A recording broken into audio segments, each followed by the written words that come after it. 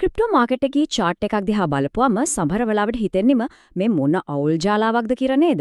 ඉරි කෑලි ගොඩක් විතරයි පේන්නේ. හැබැයි බය වෙන්න කිසිම හේතුවක් නැහැ. මොකද ඒ පේන හැම ඉරක් පිටිපස්සෙම කතාවක් තියෙනවා. ඉතින් අපි මේ විග්‍රහයෙන් ඒ කතාව හරියටම කියවන්න ඉගෙන ගමු. ක්‍රිප්ටෝ ප්‍රයිස් chart එකක් කියන්නේ නිකම්ම ඉරි ටිකක් එකතු වෙච්ච තැනක් නෙවෙයි. නෑ. ඒක ඇත්තටම නිහඬ යුද පිටියක්. මෙතන තියෙන මේ කියමන බලන්න. සෑම මිල වෙනස් වීමක්ම ගැනුම්කරුවන් විකුණුම්කරුවන් අතරේ සිද්ධ වෙන නිහඬ සටනක් සංඥා කරනවා. අන්න ඒක තමයි ඇත්ත. මේ ටෙක්නිකල් ඇනාලිසිස් එහෙමත් නැත්නම් තාක්ෂණික විශ්ලේෂණයේ තේරුම් ගන්න යන ගමනේ පළවෙනිම පියවර තමයි මේ යථාර්ථය හරියටම වටහා ගන්න එක. හරි. එතකොට ප්‍රශ්නේ මේකයි. මේ තරම් අවුල් සහගත තත්ත්වයක් මැද්දේ ට්‍රේඩර් කෙනෙක්, ඒ කියන්නේ වෙලෙන්දෙක් කොහොමද මේකේ පිළිවෙලක් හොයාගන්නේ? කොහොමද මේ සටනෙන් ජය ගන්න උත්සාහ කරන්නේ?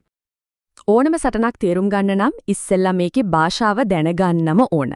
මාකට් එකේ ඒ කියන්නේ වෙළඳ පොලේ භාෂාව තමයි charts. ඉතින් ට්‍රේඩර් කෙනෙක්ගේ ගමනේ පළවෙනිම පියවර තමයි මේ ප්‍රස්තාරය කියන භාෂාව කියවන්න ඉගෙන ගන්න එක.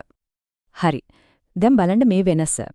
ලයින් chart එකකින් අපිට පෙන්වන්නේ මිල කොහාටද ගියේ කියන එක විතරයි.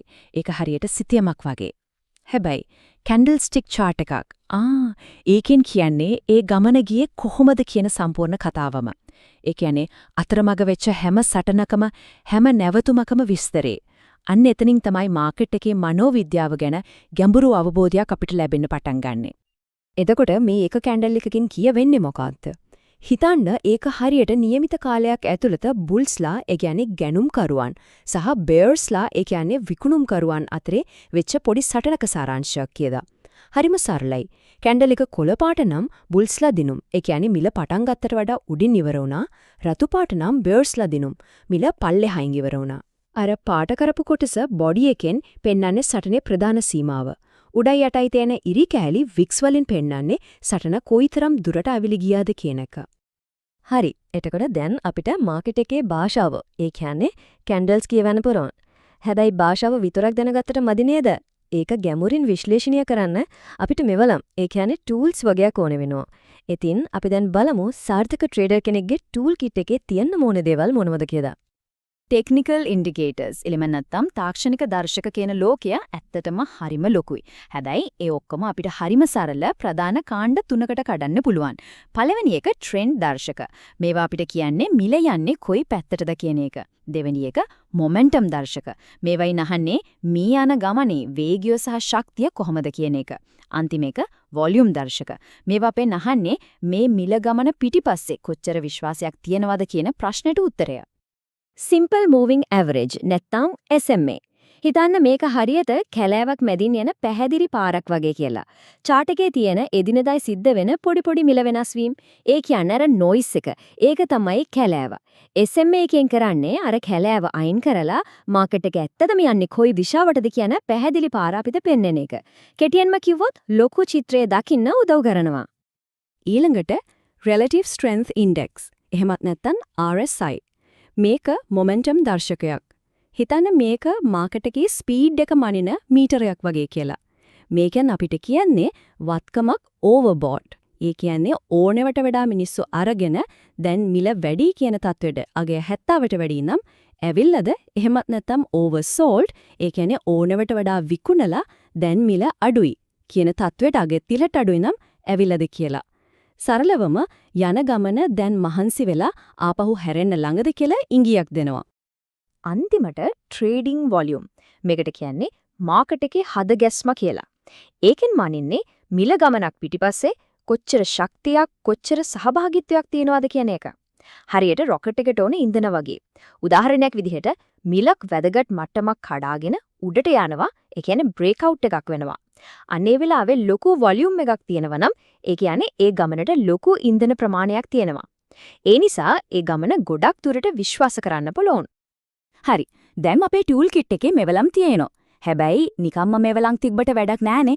ලස්සන පුටුවක් හදන්න නම් වඩු බාස් කෙනෙක්ට බ්ලූප්‍රින්ට් එකක්, ඒ කියන්නේ සැලැස්මක් ඕන. ට්‍රේඩින් වලදීත් ඒ වගේම තමයි මේ මෙවලම් එකට එකතු කරලා ඉහළ සම්භාවිතාවක් තියෙන අවස්ථා හොයාගන්න අපිටත් ස්ට්‍රැටජි එකක්, ඒ කියන්නේ බ්ලූප්‍රින්ට් එකක් ඕන. ඉතින් අපි දැන් බලමු ඒ බ්ලූප්‍රින්ට් එක හදාගන්නේ කොහොමද කියලා. අපේ බ්ලූප්‍රින්ට් එකේ පළවෙනිම පියවර තමයි මාකට් එකේ ව්‍යුහය. ඒ කියන්නේ මාකට් ස්ට්‍රක්චර් එක හඳුනා ගන්න එක. ට්‍රේඩර්ස්ලා මුලින්ම කරන්නේ ප්‍රධාන සටන් බිම් ටික ලකුණු කරගන්න එක. ඒ කියන්නේ සපෝර්ට් මිල වැටෙන එක නවත්තන පොලවක් වගේ තැනක් සහ රෙසිස්ටන්ස් මිල උඩට යන එක නවත්තන සිවිලිමක් වගේ තැනක් ඇඳගන්න එක. හරි. දැන් දෙවෙනි පියවර. අපි මේකට තව ලේයර් එකක් එකතු කරනවා මොමන්ටම් දර්ශකයක්. chart එකට පහලින් RSI එක එකතු කරාම අර අපි කලින් ඇඳගත්ත support resistance මට්ටම් වලට මිල ආවම මාකට් එකේ ඉන්න අයගේ හැඟීම් කොහමද? ඒ කියන්නේ මොමන්ටම් එක කොයි වගේද කියලා මැනගන්න පුළුවන්. දැන් ටික ටික සම්පූර්ණ චිත්‍රය පැහැදිලි වෙනව නේද?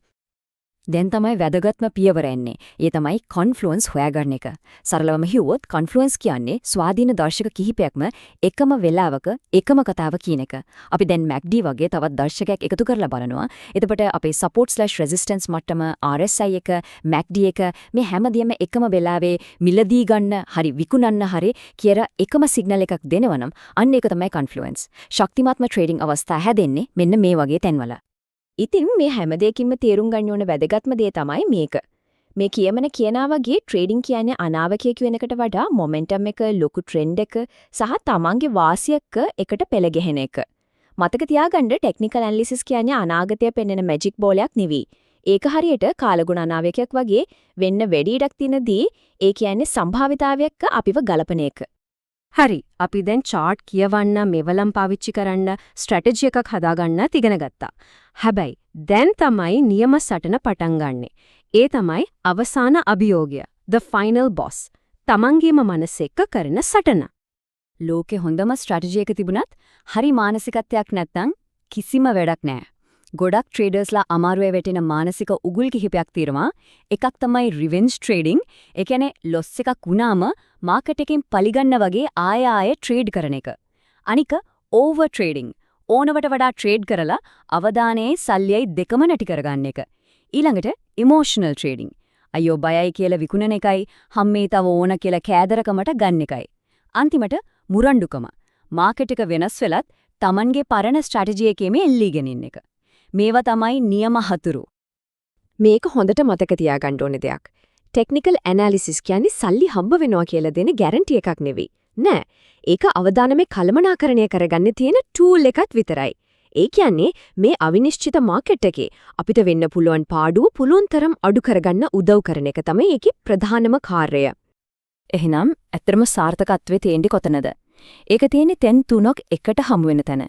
එකක් chart එකෙන් කියන තාක්ෂණික කතාව. දෙක ලෝක ආර්ථිකයේ සිද්ධ වෙන දේවල් කියන ලොකු චිත්‍රය. සහ තුන ට්‍රේඩර් කෙනෙක්ගේම හික්මීම සහ පළපුරුද්දෙන් එන සහජ බුද්ධිය. මේ ඔක්කොම එකතු වුණාම ට්‍රේඩින් කියන එක විද්‍යාවක් වගේම කලාවක් බවට පත් වෙනවා. මේ ටූල්ස්, මේ ස්ට්‍රැටජි, මේ හැමදේම ඕන කෙනෙක්ට ඉගෙන ගන්න පුළුවන්.